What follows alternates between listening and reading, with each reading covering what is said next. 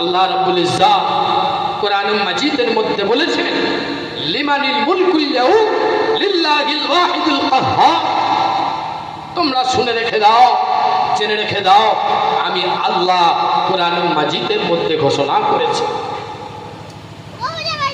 কাল কিয়ামতের দিনে, কাল হাসর নাসরের দিনে আমি আল্লাহ তোমাদেরকে জাররা জাররা পরিমাণ হিসাব নেব।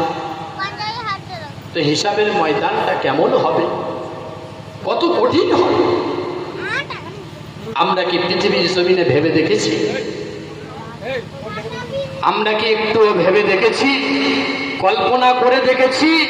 পৃথিবীর জমিনে সামান্য যদি 24 সেলসিয়াস গরম পড়ে তোমার কতই না কষ্ট হয়।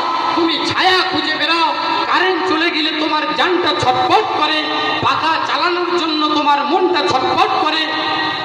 আর কাল কিয়ামতের দিনে হাসর নাসরের ময়দানে তোমার কতটা কষ্ট হবে, তুমি কি সেটা ভেবে দেখেছো?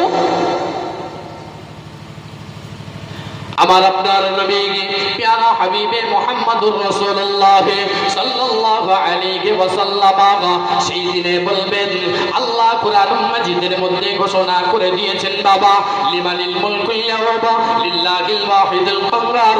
কাল হাসর নাসরের দিনে বাবা যখন বিচারের ময়দানে বিচারক হতে থাকবে, কাল কিয়ামতের দিনে সারা পৃথিবীর জমিনের উম্মাত একত্রিত হয়ে যখন থাকবে, আমার আপনার সৃষ্টিকর্তা আল্লাহ রাব্বুল ইজ্জাত ওই সিংহাসনের মধ্যে বসে থাকবেন, বসে বিচার করতে চাইবেন। আল্লাহ রাব্বুল ইজ্জাতের সিংহাসনের পিছন থেকে বাবা জাহান্নাম ভয়ঙ্কর আওয়াজ দিয়ে তেরে আসতে থাকবে। জাহান্নামের গর্জনে, জাহান্নামের আওয়াজে পৃথিবীর জমিনের সমস্ত আল্লাহর বান্দা বান্দীরা, নবীর উম্মতেরা চিৎকার করে ছটফট করতে থাকবে। বাবা আমার আপনার নবী প্যারা হাবিবে মুহাম্মদুর রাসূলুল্লাহ সাল্লাল্লাহু আলাইহি ওয়াসাল্লাম সেই সময় বলবেন, ইয়া হাবলি উম্মতি, ইয়া হাবলি উম্মতি। ওগো আল্লাহ, আমার উম্মতের কি হবে, আমার উম্মতের কি হবে? আল্লাহ বলবেন, হে মুহাম্মদ, হে মুহাম্মদুর রাসূলুল্লাহ সাল্লাল্লাহু আলাইহি ওয়াসাল্লাম, তুমি চিন্তা করো না, চিন্তা করো না, আমি ব্যবস্থা করে দিচ্ছি। আল্লাহ ফেরেশতাদেরকে ডাক করবেন, এ আমার ফেরেশতারা, তোমরা যাও যাও, তোমরা ওই জাহান্নামের গলায় শিকলটা লাগিয়ে দাও। জাহান্নামের গলায় শিকল লাগিয়ে তোমরা জাহান্নামকে দূরে টেনে নিয়ে যাও। সমস্ত ফেরেশতা মণ্ডলীরা ওই জাহান্নামের গলায় শিকল লাগিয়ে বাবা জাহান্নামকে টানতে থাকবে।